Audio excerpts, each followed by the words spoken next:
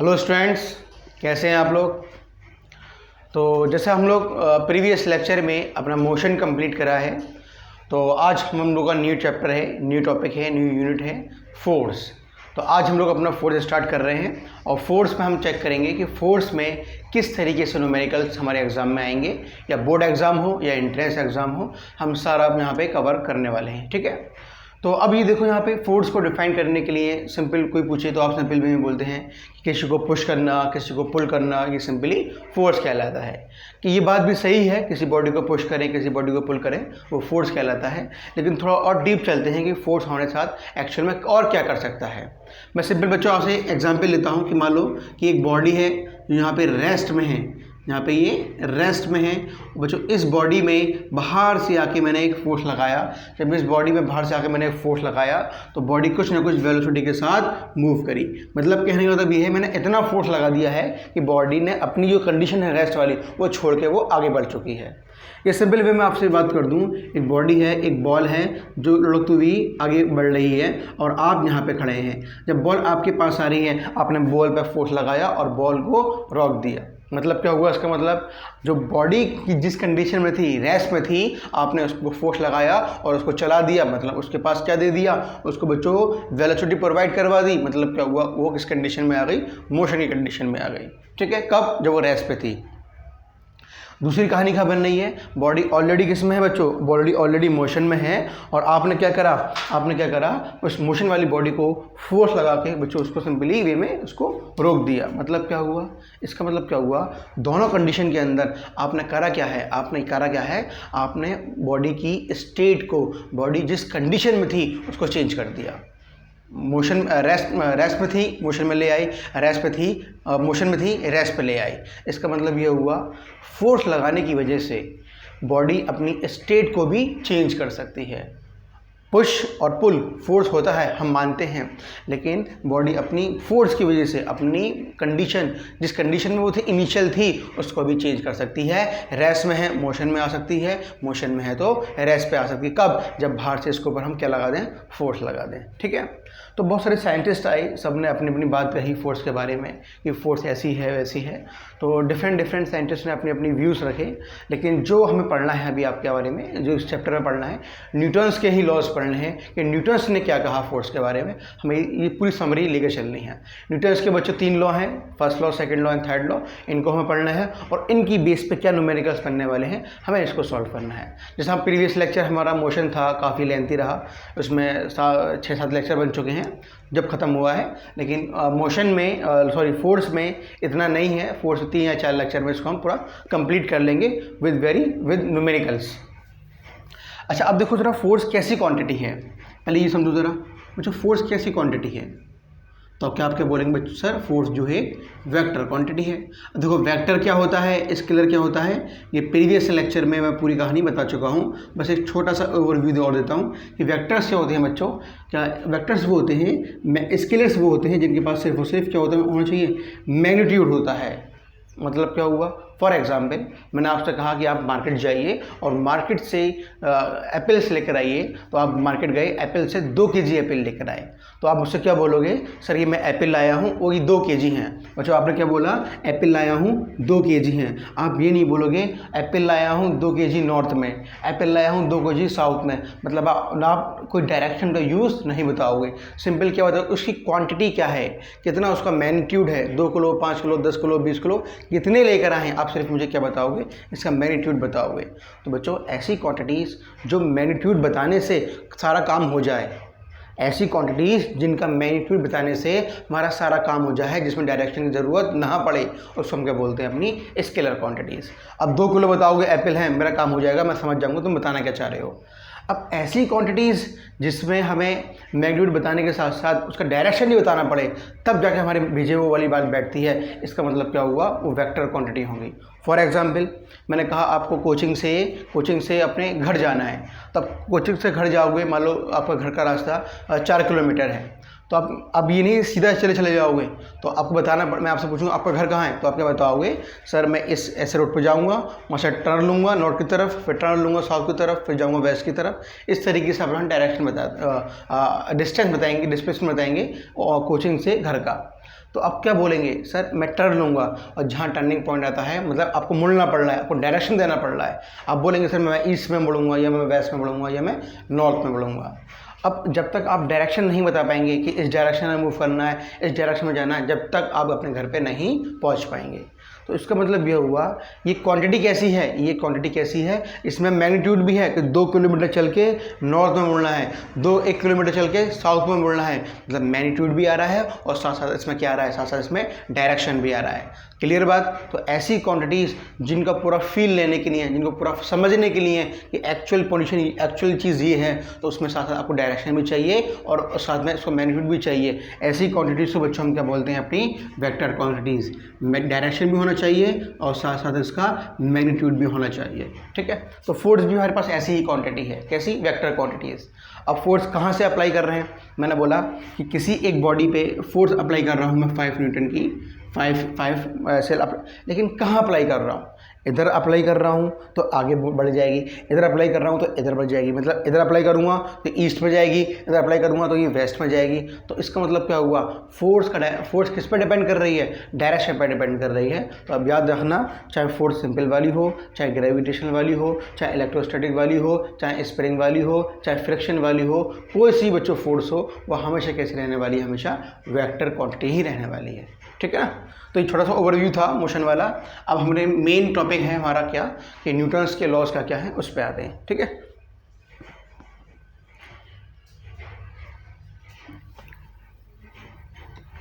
देखो न्यूटन्स के 3 लॉ हैं। फर्स्ट लॉ मैंने यहाँ पे लिखा है, क्या है, an object at rest will continue to be at rest, an object is in motion will continue to be in motion until.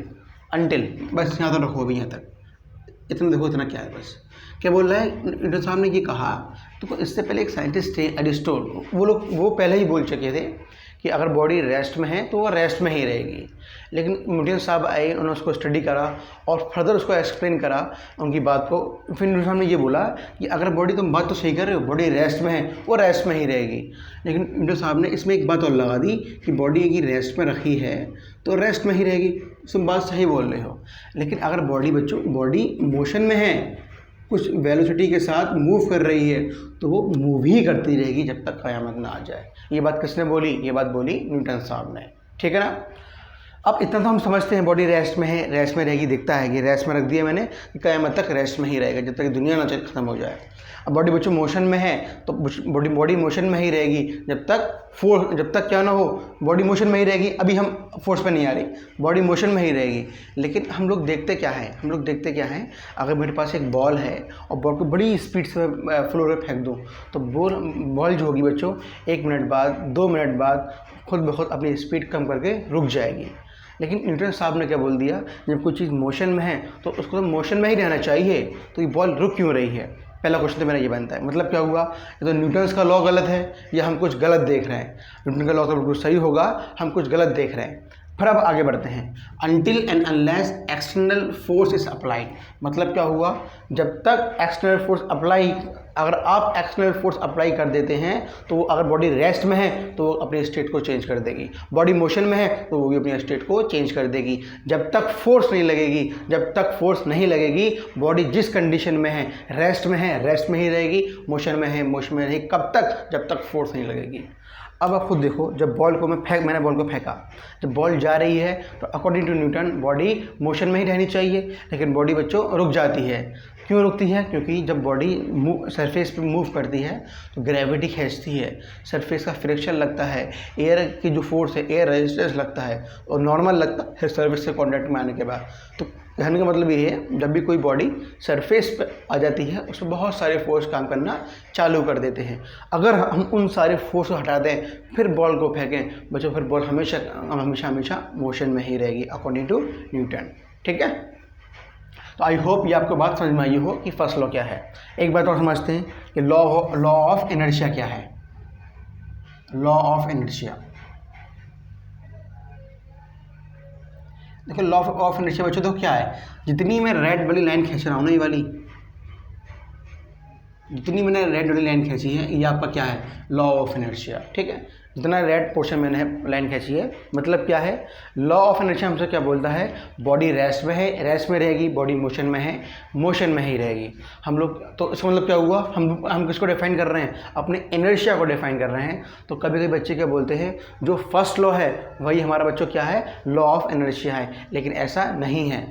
First law पूरा क्या है, फर्स्ट लॉ में बच्चों हम फोर्स भी अप्लाई, फोर्स के बारे में भी हम डिफाइन कर पाते हैं, लेकिन लॉ ऑफ इनर्शिया में फोर्स वाली कोई बात नहीं बोलना मैं। ये बड़ा ही बेसिक डिफरेंस है लॉ ऑफ इनर्शिया में और फर्स्ट लॉ के अंदर।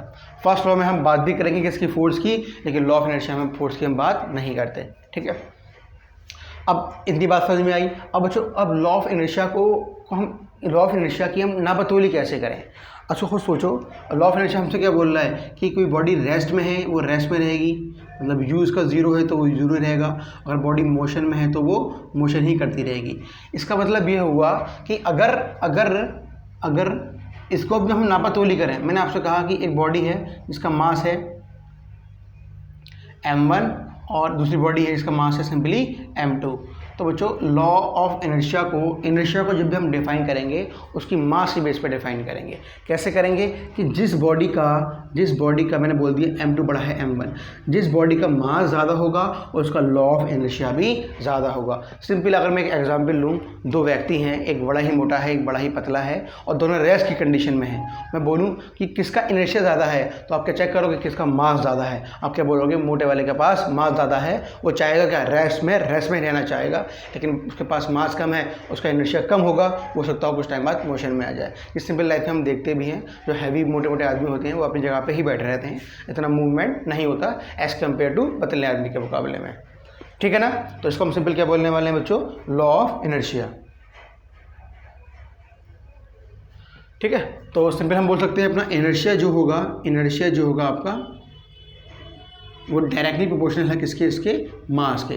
तो जब भी हम नापतोली करेंगे इनर्शिया की, हमेशा उसके मास को देख के करेंगे। ठीक है, तो बच्चों ये आपका फर्स्ट लॉ था और ये था आपका लॉ ऑफ इनर्शिया। अब हम आते हैं किस पे, अपने सेकंड लॉ पे। अच्छा एक चीज़ देखो ज़रा, ये बताओ जो फर्स्ट लॉ है ये हमें क्या डिफाइन करवा रहा है। देखो body until and unless external force is applied, अगर हम फोर्स को अप्लाई कर दें तो बॉडी जो रेस्ट में थी वो मोशन में आ जाएगी और जो मोशन में है वो रेस्ट में आ जाएगी।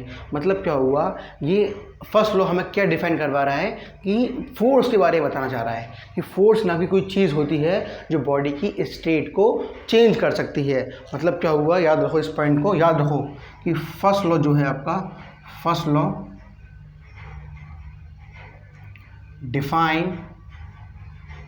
डिफाइन फोर्स, इस लॉ ने फोर्स को डिफाइन कर दिया, लेकिन फोर्स कितनी होगी, कैसी होगी, ये अभी इस बारे में हम कोई बात नहीं कर सकते। सिर्फ इसने फोर्स को ये भी डिफाइन करा है फर्स्ट लॉ ने।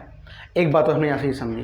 दूसरी बात देखो, ये समझते हैं कि ये बताओ कि जो हमारे पास फर्स्ट लॉ ने जो फोर्स को जो डिफाइन करा है वो बस सिंपल डिफाइन कर पाया है। ठीक है,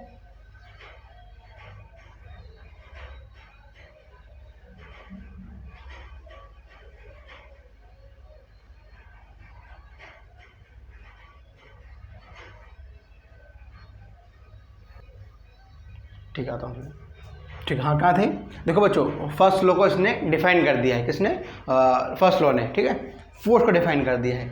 अभी बताओ क्या इसने ये बताया कि फोर्स कितना चाहिए, 2 न्यूटन 5 न्यूटन, ऐसा कुछ नहीं बताया। किसने, फर्स्ट लॉ ने। तो फर्स्ट लॉ क्या है, इसकी क्वालिटी को बता रहा है या इसकी क्वांटिटी को बता रहा है। क्वांटिटी को जब बताएगा कि 5 का है 10 का है, ये सिर्फ क्या बता रहा है, इसकी क्वालिटी क्या है, फोर्स को डिफाइन करवा रहा है कि फोर्स की क्वालिटी क्या है, इसलिए उसको हम क्या बोलते हैं, क्वालिटेटिव लॉ।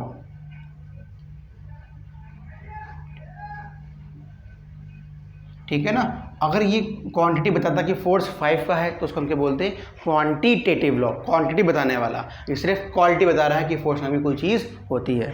ठीक है ना, अब आते हैं बच्चों हम अपनी सेकेंड लॉ पे।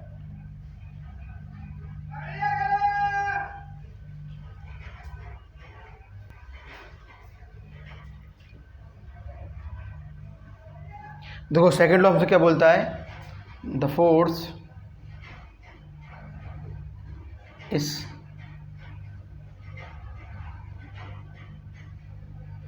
Directly proportional to the rate of change of momentum. अब बच्चों पहले हम समझते हैं कि ये मोमेंटम नाम की चीज़ क्या होती है ना। मोमेंटम नाम की जो चीज़ है क्या चीज़। देखो सिंपल सी अगर हम अपनी लेवल में बात करें कि हर बॉडी के पास बच्चों क्या होता है, मास होता है ना। अब बॉडी मूव कर रही है विद सम वेलोसिटी, तो हमने क्या बोल दिया, उस मास को जिस वेलोसिटी से बॉडी मूव कर रही है आपस में क्या कर दो, मल्टीप्लाई कर दो। तो एक बात क्या समझ में आ गई कि मूविंग बॉडी में ही क्या आ सकता है, इसका मोमेंटम आ सकता है। क्यों? मोमेंटम का हमने क्या फॉर्मूला बनाया कि जो बॉडी के पास मास है और जिस वेलोसिटी से वो मूव कर रही है आपस में इन दोनों का मल्टीप्लिकेशन कर दो। कहने का मतलब क्या हुआ, मूविंग बॉडी है उसके पास ही क्या मिल सकता है, मोमेंटम मिल सकता है। मैंने कहा ऑब्जेक्ट रेस्ट पे रखा हुआ है, बैठा हुआ है, इसका मोमेंटम क्या होगा, तो आप क्या बोलोगे, इसकी वेलोसिटी ज़ीरो है, मतलब इसका मोमेंटम ज़ीरो है। तो एक बात आपने क्या समझ ली कि मोमेंटम वहीं मिल सकता है जब हमारे पास बॉडी मोशन में होगी। तो सिंपल मोशन वाली बॉडी के पास हमेशा मोमेंटम मिलने वाला है। अब क्या बोला सेकंड सामने क्या बोला कि जो फोर्स मिलने वाला है, जो हमने यहाँ पे फोर्स निकाला ये वाला जो फर्स्ट लॉ डिफाइन करा है, हम चाहते हैं कि कितना होगा। तो इसको निकालने के लिए जो साहब ने माइंड लगाया और स्टडी करी, उन्होंने क्या बता दिया कि जो फोर्स तुम चाह रहे हो कि कितनी क्वांटिटी में होगा, उसको बस क्या चेक कर लो, उस बॉडी का उस बॉडी में मोमेंटम में कितना चेंज आया होगा, वो जितना मोमेंटम में चेंज आएगा वही तुम्हारी फोर्स के बराबर होगा। तो अब देखो मैंने सिंपल कहा कि जो फोर्स जो बनेगा वो डायरेक्टली प्रोपोर्शनल किसके है, चेंज इन मोमेंटम के। अब चेंज इन मोमेंटम और क्या बोल रहा है, एक बात क्या बोली इसने, to the rate of change of momentum. इसका मतलब क्या हुआ बच्चों, वो नीचे किसकी बात कर रहा है, वो जब भी रेट लगा दे मतलब किस नीचे का हुआ, टाइम के रेस्पेक्ट में जो भी चेंज आया किस में मोमेंटम के अंदर, वो आपको क्या देने वाला है बच्चों, फोर्स देने वाला है। अब देखो बॉडी अभी यहाँ पे मूव कर रही है कुछ वेलोसिटी से, फिर बॉडी यहाँ मूव करेगी कुछ वेलोसिटी से, अब यहाँ मूव करेगी और जहाँ मूव करेगी, इन दोनों के इंटरवल के बीच में कुछ ना कुछ टाइम तो होगा। वो टाइम कहाँ गया आपका, नीचे आ गया। अब यहाँ का मोमेंटम क्या होगा, वो होगा इनिशियल मोमेंटम। यहाँ का मोमेंटम होगा उसका बोलेंगे सिंपल फाइनल मोमेंटम। तो जब भी हम चेंज फाइंड करते हैं, और मोमेंटम का जो सिंबल होता है बच्चों याद रखो, वो होता है P इक्वल्स टू mv। अब चेंज करना है तो force is proportional to change in momentum, यानी final momentum minus initial momentum upon time. ठीक है, अब इसका मतलब क्या हुआ, हमने ये निकाला। अब फोर्स इज प्रोपोर्शनल टू, अब देखो मोमेंटम का जो फॉर्मूला क्या है, मास इनटू वेलोसिटी। मतलब क्या हुआ, mass into final velocity minus mass into initial velocity upon time. If, और हम मान लें इफ़ m क्या दे रखा है आपको, कांस्टेंट दे रखा है, ठीक है ना। अगर f कांस्टेंट है, जब f कांस्टेंट है इसको मैं कौन बाहर निकाल दूं, तो जैसे मुझे क्या मिलने वाला है, v minus u upon T. अब हम जानते हैं मोशन वाले इक्वेशन से ये क्या बोलता है हमारा पास सिंपली, कि इसको हम क्या बोलते हैं अपना acceleration, change in velocity with respect to time we get the acceleration. जब बच्चों ये हटेगा एक कांस्टेंट आएगा k is equals to ma। अब जब k की वैल्यू एक्सपेरिमेंट में हमने फाइंड करी तो k की वैल्यू कितनी मिल जाती है हमें, k इज इक्वल्स टू 1 के बराबर, then we get the formula f is equals to ma। अब इसका मतलब क्या हुआ, f is equals to ma, m की वैल्यू पुट करो, a की वैल्यू पुट करो, you get the value of the force, you get the quantity of the force. इसका मतलब क्या हुआ, सेकंड लॉ को हम क्या बोल सकते हैं, क्वांटिटेटिव लॉ। ये था क्या था, क्वालिटेटिव। अब सेकंड लॉ को हम क्या बोलने वाले हैं बच्चों, एक पॉइंट लिखो, सेकंड लॉ कैसे बन जाएगी आपकी, क्वालिटेटिव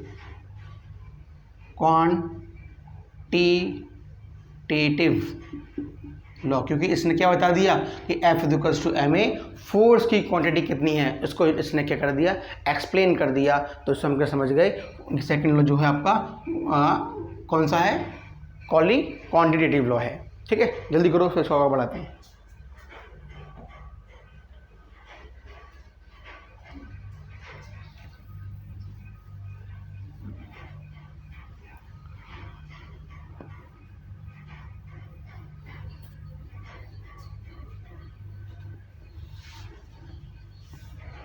चलो अब यहाँ पे आओ।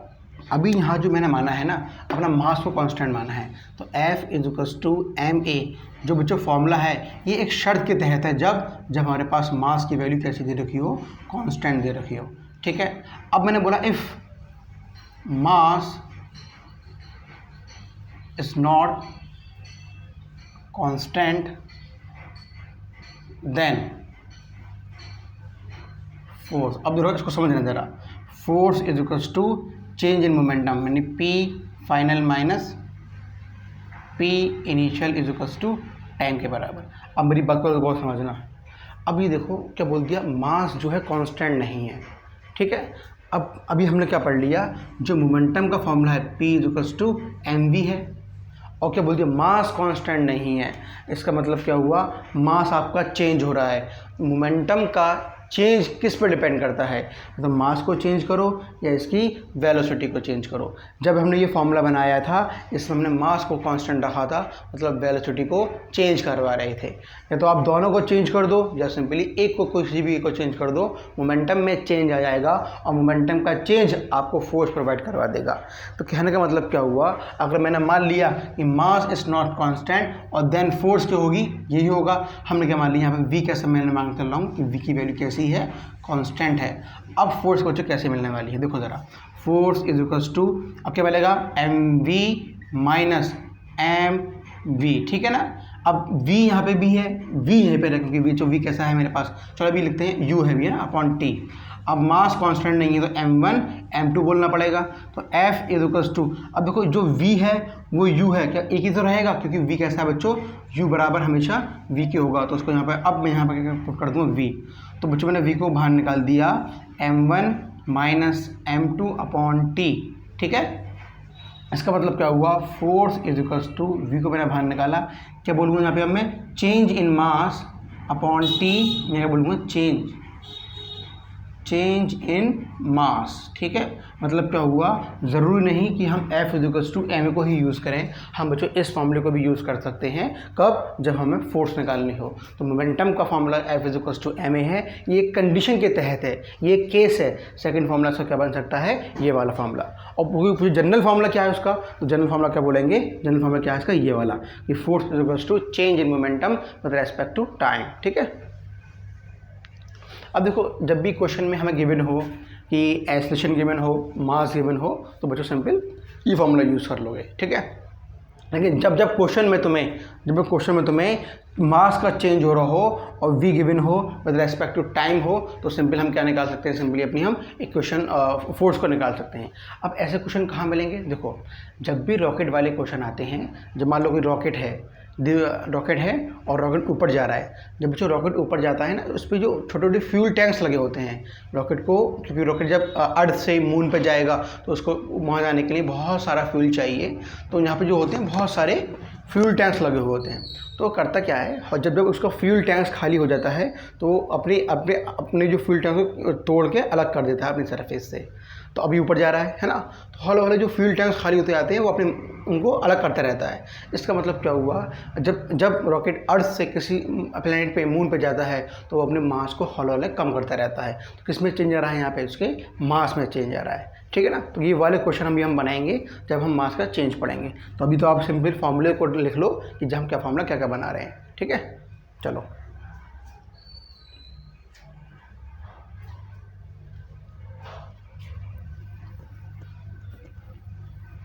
अब थोड़ा और डीप जाते हैं फोर्स के अंदर। अब हमने देख लिया फर्स्ट लॉ क्या है, सेकंड लॉ क्या है, और इन दोनों की एप्लीकेशंस क्या क्या हैं, कौन क्वांटिटेटिव है कौन क्वालिटेटिव है, दो देखी चीज़ें देखी, और कब मास चेंज होगा, कब वेलोसिटी चेंज होगी, और इन दोनों के चेंज की वजह से मोमेंटम चेंज होगा, और मोमेंटम चेंज होने की वजह से हमें फोर्स मिल जाएगी। ठीक है, अब देखो ज़रा चीज़ को, तो मैंने कहा कि एक बॉडी है, एक केस मैंने बनाया, इफ़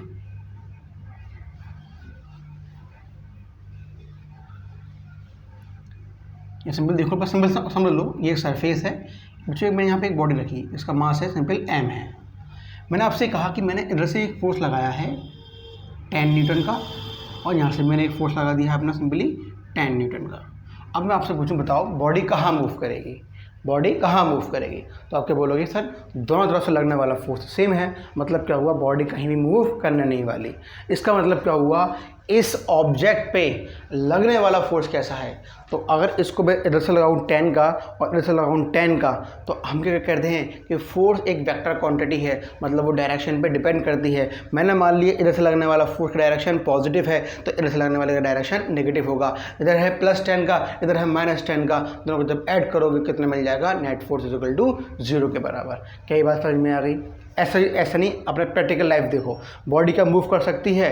अभी बॉडी का ऐसे मैं फोर्स लगा रहा हूँ कि बॉडी मूव कर सकती है। इधर से भी 10 का लगा रहा हूँ, इधर से भी 10 का लगा रहा हूँ, बॉडी मूव करेगी ही नहीं, मतलब कोई फोर्स एक्स फील करेगी ही नहीं। क्या ये पॉइंट समझ में अच्छे से आ गया। अगर ये पॉइंट समझ में आ गया तो सिंपल मैं आपसे पूछूँ कि बताओ कि इसका एफ नेट क्या होने वाला है, तो आप क्या बोलोगे, एफ नेट होगा 0। एफ नेट होता क्या है, mass into acceleration is equal to 0। Mass कभी बॉडी का 0 नहीं हो पाएगा, इसका मतलब क्या होगा, बॉडी का एक्सेलरेशन 0 हो गया। मतलब किसी बॉडी का अगर एक्सेलरेशन 0 होता है, हम जानते क्या है, a is equal to v minus u upon t. अगर a की वैल्यू 0 है तो 0 is equal to v minus u upon t. T कहाँ जाएगा 0 के अंदर, जैसे मुझे क्या मिल गया, v माइनस यू। जब t को 0 से मल्टीप्लाई करोगे वो 0 ही बचेगा, और u को उठा के मैं इधर ले आया तो u बराबर v के आ गया। इसका मतलब क्या हुआ, जो वेलोसिटी पहले थी वही वेलोसिटी बाद में है। मतलब वो जो वेलोसिटी जब तक a 0 रहेगा वेलोसिटी में कोई चेंज नहीं आने वाला। तो एक बात यहाँ से क्या समझ में आ गई, वेलोसिटी कैसी है, वेलोसिटी कैसी है,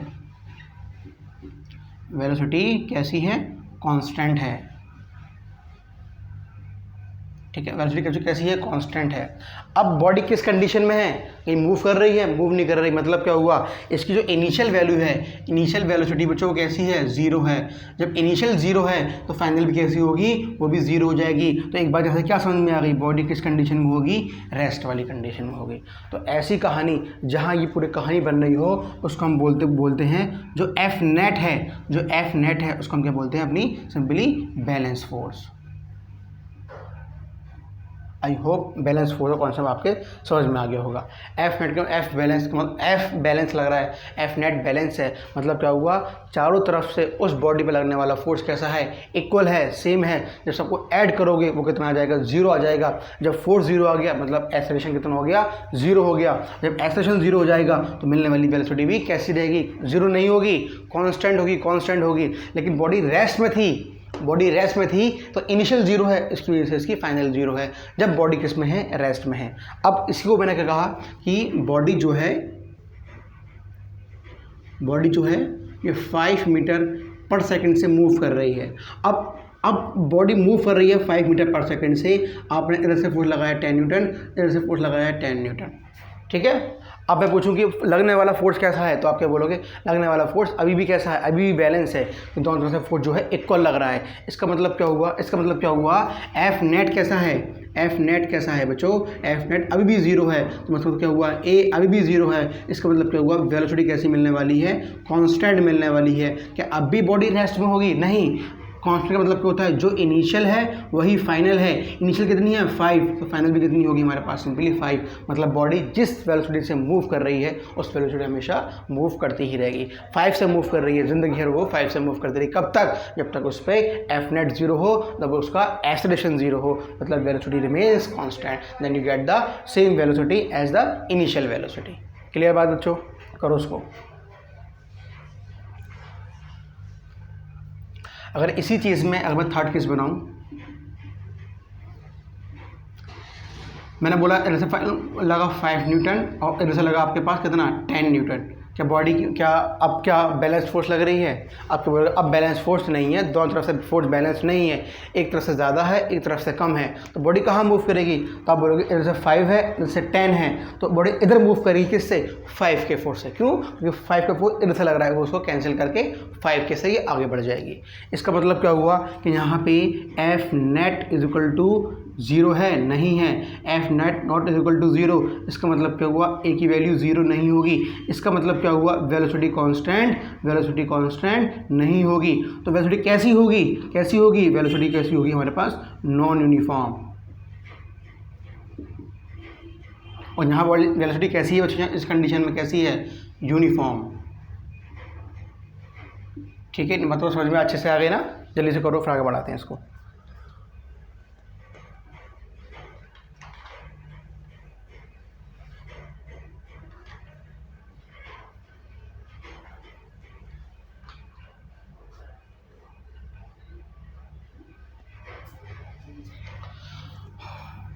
अब बच्चों 2 लॉस पढ़ ली हैं, 2 लॉस का जो फील है वो निकाल लिया। अब लास्ट लॉ है न्यूटन का, वो और देखते हैं ना।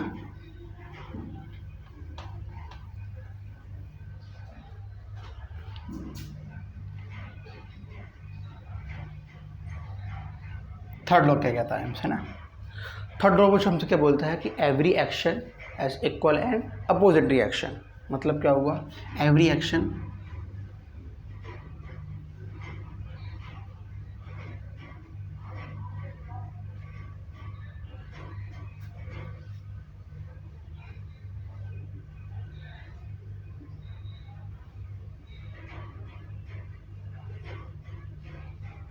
इसको समझते हैं इस पॉइंट को कि every action has equal and opposite reaction. देखो मतलब मैं सिंपल आपसे बात करूं कि आपका दोस्त है और आपके पास बैठे हुआ है, बैठे बैठे आपने उसको एक हिट कर दिया, एक चाटा मार दिया। क्या वो आपको पूछेगा क्यों मारा, कैसे मारा? वो फ़ौरन आपके मारेगा। मतलब क्या हुआ, जैसे ही आप उस पर एक्शन करोगे वो फ़ौरन आप पे क्या करेगा, रिएक्शन कर देगा। तो सिंपल ये एक सिंपल एग्जांपल था कि थर्ड लॉ को समझने का। इसका मतलब क्या हुआ, इससे हम लोग क्या समझ गए कि जब भी बॉडी पे हम लोग एक्शन करेंगे वो हमेशा हमें क्या देने वाली है, रिएक्शन देने वाली है। इसका मतलब क्या हुआ, जो भी आपने एक्शन करा होगा, जो भी वो आपने एक्शन करा होगा वो हमेशा किसके बराबर होगा, आपके रिएक्शन के बराबर होगा। मतलब क्या हुआ, ज़रा एक बॉडी यहाँ पे रखी है और ये बॉडी इस दूसरी वाली बॉडी पे बी वाली ए बॉडी बच्चों ए बॉडी बी वाली पे जितना एक्शन करेगी तो ध्यान रखो बी वाली ए वाली पे भी उतना ही रिएक्शन करेगी। मतलब ए वाली ने जितना धक्का लगाया होगा बी वाली पे, बी वाली ने भी उस पर उतना धक्का लगाया होगा किस पे, ए वाली पे। मतलब force on B due to A हमेशा बराबर होगा force on A due to B के बराबर। इससे एक बात समझ में क्या आ गई, सुनो बात को। अगर क्वेश्चन में सारे इसके पैरामीटर्स गिवन हों और इसके बारे में कुछ मालूम ना हो और हमसे पूछे कि इसी के बारे में बताओ कितनी फोर्स होगी, तो हम सिंपल इसके पैरामीटर गिवन है, इसके पैरामीटर से फोर्स निकाल के और वो फोर्स हमेशा इसके बराबर होगी तो सिंपल क्या बोल देंगे, इसकी वजह से फोर्स ये होगी। क्या बात समझ में आई? मतलब लगने वाली फोर्स उसके बराबर हैं, पैरामीटर्स इसके गिवन है तो इसके पैरामीटर से फोर्स निकाल के और तो हम क्या बोल देंगे कि फोर्स तो बराबर ही होती हैं, जितनी फोर्स ये होगी उतनी फोर्स ये होगी। ये हमारा बेनिफिट है यहाँ पे। दूसरी एक बात समझो, पहले पढ़ने में समझ में आ गया। दूसरा देखो, both forces act simultaneously.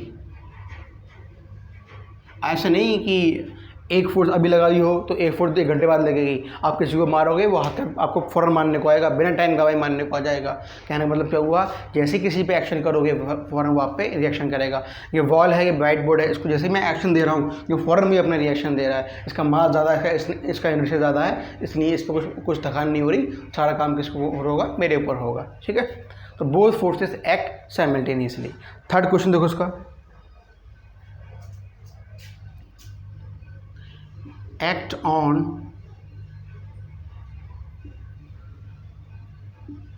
on different bodies।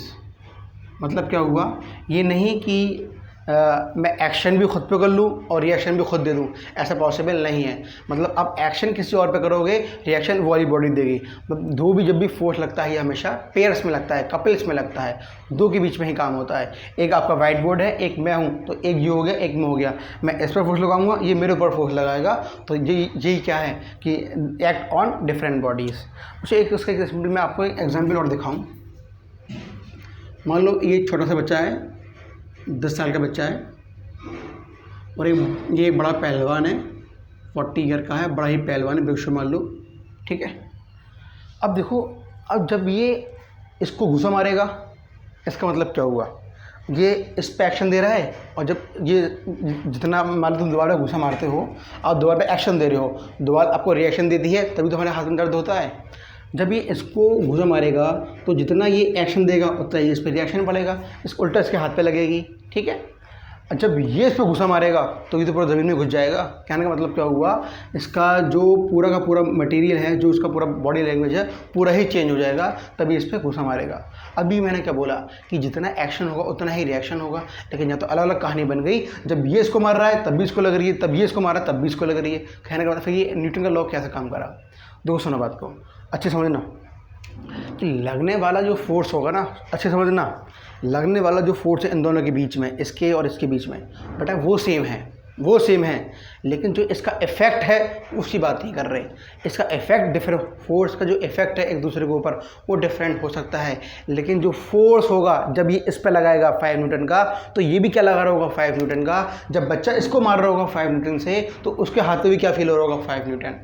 जब ये इसको मारेगा 10 के न्यूटन से, तो उसके हाथ में भी, इसके हाथ में भी क्या फील होगा 10 न्यूटन। ये क्या है फोर्स।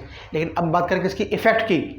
अब इसका इफेक्ट क्या था, जब इसने इसको मारा इसका हाथ बेकार हो गया, जब इसने इसको मारा ये पूरा ज़मीन के अंदर घुस गया। ये क्या है, फोर्स का इफेक्ट है। हम न्यूटन ने इफेक्ट के बारे में बात नहीं करी, न्यूटन ने किसके बारे में बात करी है, लगने वाले फोर्स के बारे में बात करी है। तो ये दोनों पॉइंट में डिफरेंस याद रखना। इफेक्ट अलग अलग हो जाए ये बात, ये इस बारे में हम बात नहीं कर रहे, लेकिन लगने वाला फोर्स जो होगा दोनों के बीच में वो हमेशा सेम होगा। ठीक है, करो इस चीज़ को।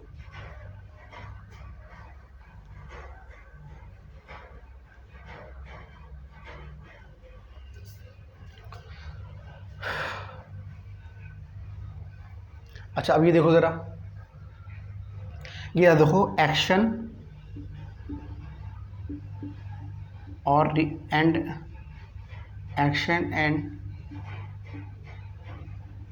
रिएक्शन के एक्शन रिएक्शन जो एंगल बनता है दो दोनों के बीच का, वो कितना बनता है हमेशा 180 डिग्री बनता है ना। क्योंकि कैसे काम करते हैं, एक दूसरे के अपोजिट पे काम करते हैं। वो इसको मारेगा तो वो इसको मारेगा। जब भी दो बॉडी अपोजिट में होती है एक इधर एंगल कितना बनाते हैं हमेशा 180 डिग्री। तो ये छोटी छोटी पॉइंट्स हैं थोड़े लॉ के बारे में याद रखना ना। और देखो ज़रा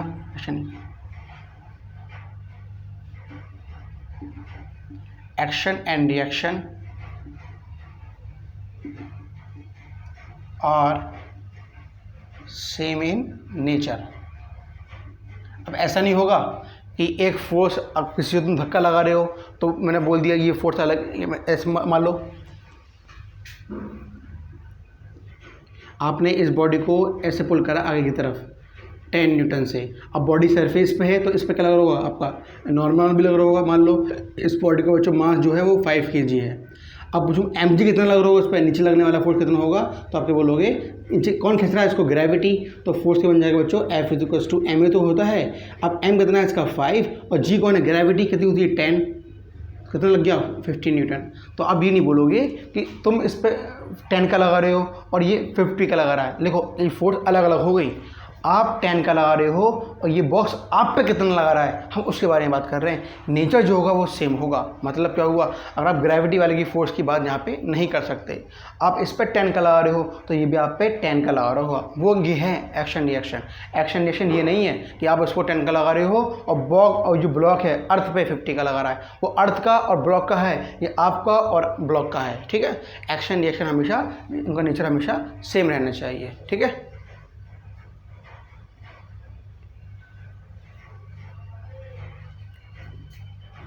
उसका लास्ट पॉइंट है third law gives the nature of force. मतलब फोर्स किस नेचर में है, ग्रेविटी का लॉ है, ग्रेविटी ब्लॉक के बीच में है, आदमी ब्लॉक के बीच में है, आदमी सरफेस के बीच में है, आदमी नॉर्मल के बीच में है। ये डिफरेंट देखो डिफरेंट फोर्स अभी जो लग रहे हैं यहाँ पे, ग्रेविटी भी है, फ्रिक्शन भी है, नॉर्मल भी है। ये सारे फोर्स हम पढ़ने वाले हैं 11th क्लास के अंदर, है ना। सब पढ़ेंगे, FBD फ्री बॉडी डायग्राम बनाएंगे, सब पढ़ेंगे। लेकिन उसके लिए अभी हमें सिर्फ अभी जो पढ़ना है 9th 10th में या अपने 11th एंट्रेंस के लिए, ये सिर्फ इतना काफ़ी है कि हम सिर्फ लगने वाले फोर्स क्या है और एक्शन रिएक्शन क्या है इसको समझ लें बस। ठीक है, तो student this is all about Newton's laws of motion.